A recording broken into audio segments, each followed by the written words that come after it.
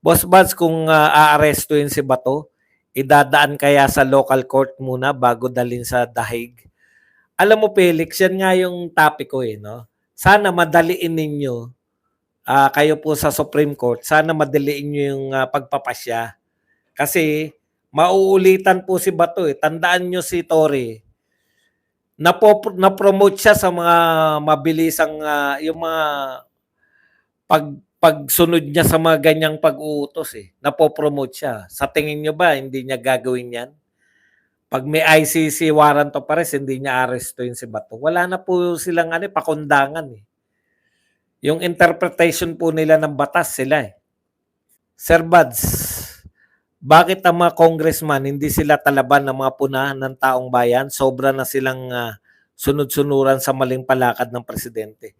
Alam mo, meron sila, kung ano naramdaman nila, yun ang katotohanan sa kanila. Pag tinanggalan ka na, katulad si French Castro, pag tinanggalan siya ng page sa FB, akala niya talagang dapat nag-aalsa ng mga tao. Hindi niya alam, napaka-normal sa FB nung natatanggalan ka, i-aapila mo lang. Nung inapilan niya, di sumakses siya. Di ba? Yun lang naman yun eh. Miss ka naman Pat Sabilio, laruan ni Badong. Sino ikakasal Tatay Badong sa si Totoy ba? Congrats. Ay hindi po si Totoy. Yung pong panganay ko. Ikakasal. Ako kasi, namomblema ako rin kay Dennis Padilla. Hindi mo alam na wala kang papel habang nagpaplano, hindi ka kasama, hindi ka lahat, wala ka. Eh, yun pala eh. Ano ine-expect mo? Ang ine-expect mo, hindi ko po alam kung ano po ine-expect niya.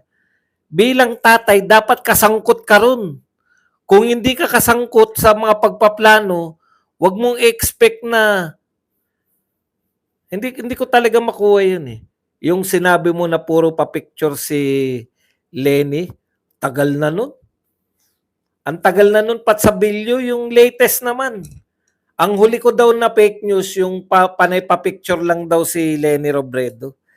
Immaterial na si Lenny Robredo, mayor na nga tinatakbo. Iba naman, yung latest naman. Pag purveyor ako ng fake news, lagi ako nagpe-fake news, purveyor eh. Ikaw naman. No? Panahon pa ni Lenny yan, eh. Hindi na namin kalaban si Lenny dahil mayor na lang ang tinatakbo. Ikaw naman, Pats. Oh. Yung mga latest na fake news ko ang tinatanong, mag-fake news ka. Kasi wala nang katuturan niya, sagutin ko pa yung Lenny. Sasabihin ko ba na tama naman na pa-picture? Hindi. Fake news ka talaga, ugok mo. Yun lang sasabihin mo. Walang kwenta na si Patsabilyo. Napahinga ka lang eh, wala na. Pumurol ka na. Badong, ang galing mo mang-inis sa mga BBM Bangag team at babagsak na sila sa straight team. Duterte kami. Correct. Si Pedro Diaz. Huwag nyo sgan, di nyo alam buong istorya. Ay kahit po, ako po, kahit po hindi ko alam ang buong istorya, kung anak at ama, ganito lang po sa akin, no? Tama po kayo, hindi ko na maalam ang buong istorya. May ideya tayo eh. May ideya tayo na hiwalay sila. May ideya tayo na may iba silang kinakasama. Pero kung kasama ka ron sa pagpaplano, alam mo na hindi ikaw ang maghatid sa altar. Alam mo yun? Ibig mo sabihin, atin ka lang. Ang papel mo, umating ka sa kasal na mismo, tapos ina-expect mo, ikaw pa pala maghatid. O kaya, itanong mo man lang, anak, ako ba maghatid sa'yo? Hindi po ikaw. Kasi iba na kinikilala kong ama. Yun lang po naman yun sa akin eh. Ibig sabihin, wala po siya sa usapan na talaga sa kasal. Yung pag-attend niya talaga, parang bisita talaga siya. Kasi wala siyang alam eh. Wala siyang, anak, ako nasagot sa bulaklak. Anak, ako nasagot sa kotse mo. Anak, ako nasagot sa dekorasyon. Anak, artista naman ako nasagot sa makakanta sa ano mo. Hindi ba ganun ang ama pag may ikakasal na anak? Ewan ko lang ha. Kung sa tingin nyo mali yung sinasabi ko, babae pa yun. Babae pa yung anak mo eh. Ibig sabihin wala kang alam-alam. Hari ng fake news. Ano nga yung pinake news ko para ako maging hari? Kawawa naman, ang dami nagki-claim na hari, Patsabilyo eh. Wala ka nga nasasabi na pinake news ko, paano ako magiging hari? Gusto ko yung title na hari ng fake news. Pero magbigay ka ng halimbawa.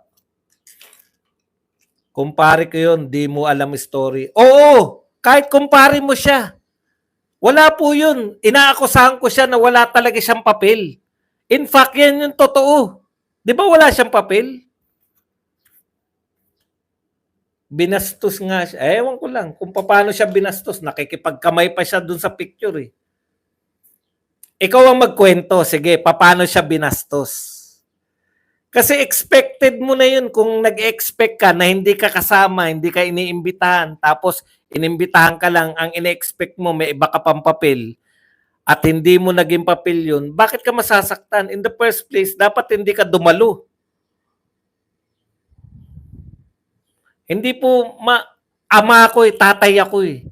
Ewan ko lang sa inyo ha, kung kayo po, kung nakapagpakasal na po kayo ng anak, siguro lahat ng anak ko pag ikakasal, involved ako. Dapat. Yun lang eh, yun lang involvement niya sa kasal. Kung wala siya involvement, kahit po kumparin nyo, hindi naman natin tinatawaran yung pagiging magkumparin nyo eh. Hindi ko naman siya tinatawaran bilang tao eh. Yun lang pong pangyayari na yun. Ano ba naging papel niya ron sa plano? Ano ba naging papel niya sa kasal? Kung wala naman, ano ine-expect niya? Pagdating niya ron, siya sinabihan ba siya na siya ay maghatid? Hindi ko po alam eh. Tatay Badong, kaya ako ganito, kasi yung anak ko ikakasal, malapit na, this year. Kahit hindi ako involved doon sa mga pagtikim-tikim ng cake, alam namin yung nagaganap eh. Dad, narito kami. O na, tinikman namin yung cake. O yan, Dad, saan ba yung papunta ng ano? Yung bilihan ng mga traha de boda. Traha de boda. Alam niyo yun? Yung kahit hindi ako kasama dun sa pag-ano nila ng mga ano yung inarkila nila na ano, alam mo na tapos na sila dito sa, meron na silang simbahan. Kasi ina-update ka eh. Tapos ikaw ang kukuha na ninong, di ba? Dad, sino mga ninong ko? Ay anak, ano bang gusto mong ninong? Gusto mo yung mga ninong mo rin noon? Kinuha ko yung ninong niya rin noon. Alam niyo yun? Kumuha ba siya na ninong? Pinakuha ba siya na ninong? Yun yung sinasabi ko bilang ama. Kaparte ka nun eh. Dad, yung mga ninong, sino-sino mga ninong na kukunin natin? O sige, kunin mo yung ninong mo nung binyag. Kunin natin yung ninong mo ng binyag. Yung mga naging matagumpay lang. Biro lang, biro. Hindi, yung ninong niya ng binyag, nakaibigan ko pa hanggang ngayon, di ba? Alam nga naman kunin yung ano. O tapos, lagi niya kasing pinopost, lagi niyang pinopost sa social media yung may nabasa na ako sa anak niya na pumalag na eh. Sana naman yung wag na niyang ipopost yung mga yung sa amin kasi napapahiya kaming mga anak niya eh. Magugulatin si Dennis pa din. Nagulat sa presyo ng pagkain sa restaurant. Ewan ko ba dyan kay Dennis, siya pa talaga unang lagi nagpo-post. Tagal na nun. Matagal na po yung kasal. Di ba kapopos lang nila? Hindi po matagal yung kasal, kapopos lang eh. Ako po, may ikakasal ako na anak kaya ko po nauunawaan. Kung hindi ka talaga sinasali, tapos hindi ko na, ang pagkakalam ko, hindi naman talaga na siya kasama ng mga bata. May iba na yatang pamilya yung asawa niya dati. Alam niyo, showbiz sila eh. So kung alam mo na wala kang papel dun, tapos mag-expect ka na may papel, dapat inalam mo muna para hindi ka napapaya. Anak, ako ba maghatid sa iyo sa altar? Hindi niya ba tinanong? bago niya pinost.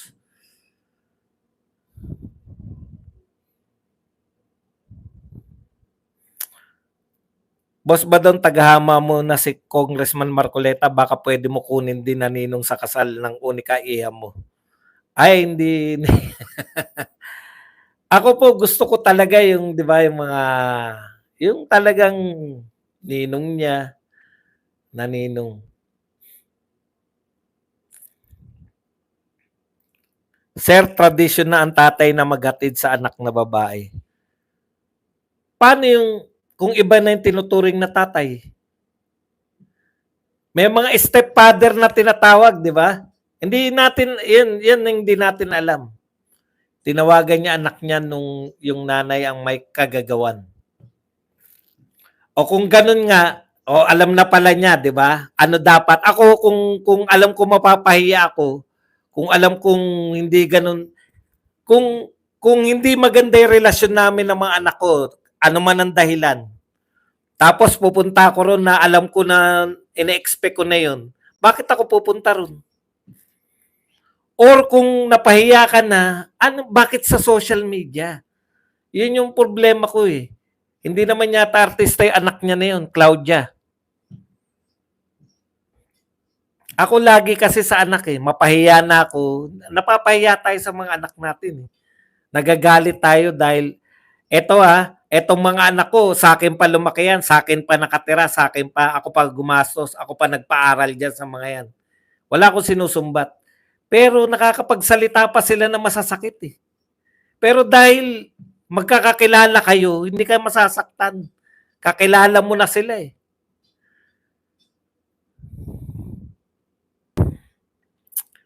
Hindi ako nagmamagaling na ako kung ako tatakwil ako ng anak, ganito na lang. Kung sa akin mangyayari na halos itakwil ako ng anak ko, hindi ako pupunta sa kasal. Ayun lang yun. Para ipahiya ko sarili ko. Hindi ako pupunta sa kasal. Kung ako, iba pala ang treatment nyo sa akin.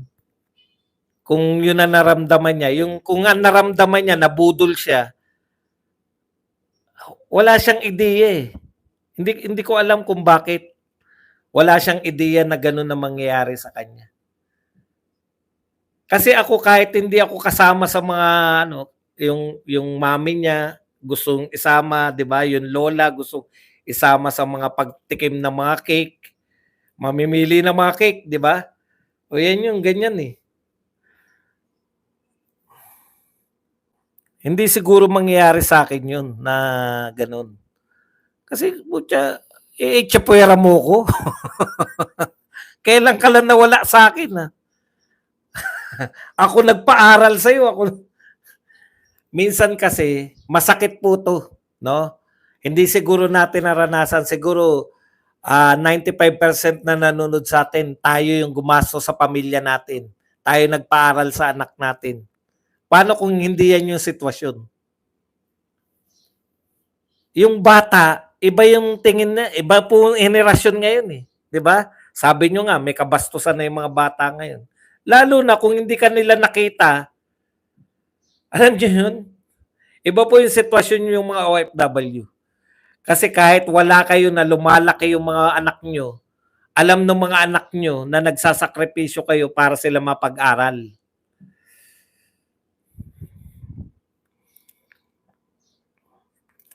Sige, punta na lang ako sa wedding ng anak nyo.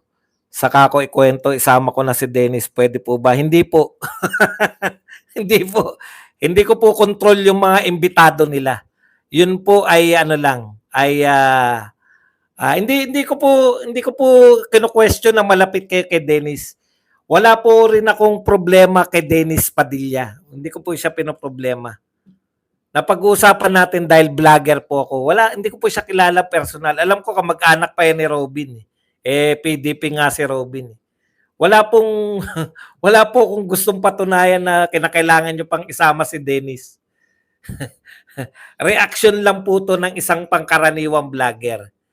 Wala po akong balak na lahat na nire-reaction ko rito ay makita ko ng personal. Wala po. Takot po ako sa tao. Eto po, meron akong pinagtatanggol dito, kilala niyo lahat si Dennis Cornejo, 'di ba? O, kilala niyo 'yan lahat, eh. Before siya ewan ko kung nakakulong pa rin yata ngayon si Dennis Cornejo. Bago siya mapakulong, gusto niya magpasalamat dahil hindi ko siya kilala, pinagtatanggol ko, kuwento ng lola niya. Inimbitahan niya ako na magmeryenda kami. O hindi po ako kasi hindi ako gano'n, eh, hindi mahiyain po ako sa personal. Mahiyain po ako sa personal. Nagpakasal na ba kami sa simbahan? Hindi pa po. Yan. Hindi pa po kami. Badong sabi ni Maharlika, noon pa daw nagsabi na siya na babaliktad na siya sa Duterte kasi wala daw pera at di daw siya tinutulungan ni Sara, sabi ni Maharlika. Bahala daw siya basta wag lang siyang titirahin. Hindi hindi ko po kaano-ano si Maharlika. Wala po akong ideya kung sinabi niya yan o hindi, no? Kung wala naman po akong pakialam sa mga vlogger. Nag-away-away nga po yung mga vlogger. Hindi naman ako basta hindi nila ako sinasali, wala po akong pakialam.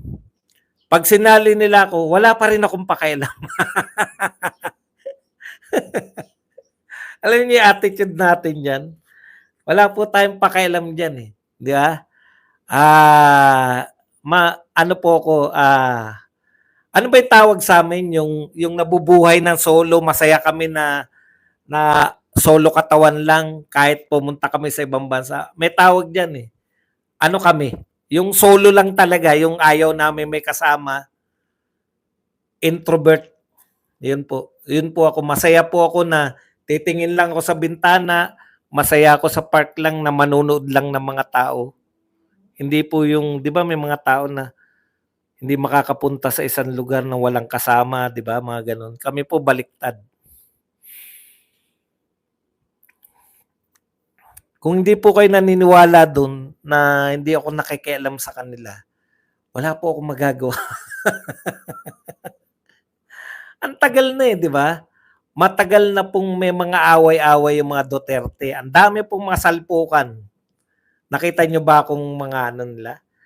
Pwede ko silang pagtawanan, pinagtatawanan ko sila, pwede ko silang kantyawan, pero never akong, di lalo na yan, kung bumaliktad, di magbaliktaran lang, ganun talaga, malaya po ang lahat.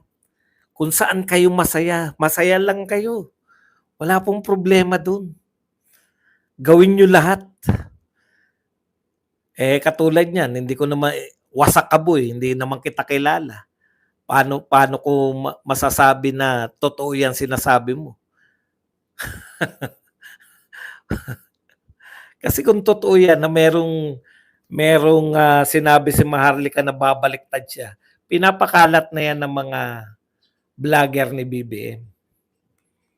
Para mang-asar lang. Ang purpose nila, mang-asar lang. Patsabilyo, magtanong ka naman. Dati magagandang mga tanong mo, eh. Ako sana lang ngayon. Pangit. Pangit ka nakausap. Sir, napanood niyo na po ba bago video ni BBM na nagdudugong uso? Baka nasapak na. Napanood ko nga na may dumudugo daw. Hindi ko po alam kung ano po ang ibig sabihin nun. Baka naapi na nga si Dennis pero immature lang reaction niya. Pinatunayan niya lang na tama yung ex niya. His action speaks of his personality. Kaya po yung isasama niyo si Dennis para magkapag-usap sa akin, bakit po? Hindi ko naman siya hiningi. Ang dami ko pong personality binanatan hindi ko naman gusto makaharap. Nawalan ng silbi si Bukbok Jared Abe dahil kay Auntie Claire. Kumusta ba yung mga nila, mga views nila? Kinain na ba lahat ni Auntie Claire? Si Auntie Claire ba nagba-vlogs pa rin? Siguro ang dami ng viewership ni Auntie Claire, nakuha niya lahat ng BBM, no? Dati kasi alanganin siya, di ba? Alam natin na bumibira siya sa Duterte, pero hindi siya kalantad na na pro BBM. Wala kang kwentang panoorin, nood na lang ko ng NBA, fake news ka. Ay,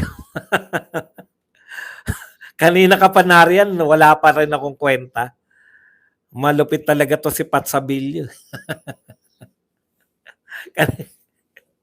Kanina pa siya nakatambay. Walang kwenta, nakita mo pa lang, lipat na agad. Mataas subs ni Auntie Claire, 400K na. Ba? Katulad din pala kita, naatap sa Ilocano. Si Auntie Claire most hated na kaysa kay Bibi. Introvert always my time or myself. Ako, kaya sabi ko nga, swerte yung mga katulad ko kasi wala kang intindihin. May mga tao kasi na hindi pa pwedeng mamasyal na walang kasama. Hindi pa pwede. Kaya ang dami nilang limitasyon, no? Akit lang ng Baguio, kinakailangan mo pa may kasama. Kung gusto ko umakyat ng Baguio, punta lang ako ng Cubao. Di ba? Sakay ka ng bus, nasa Baguio ka na. Walang problema. Pag nainip ka sa Baguio, baba ka naman.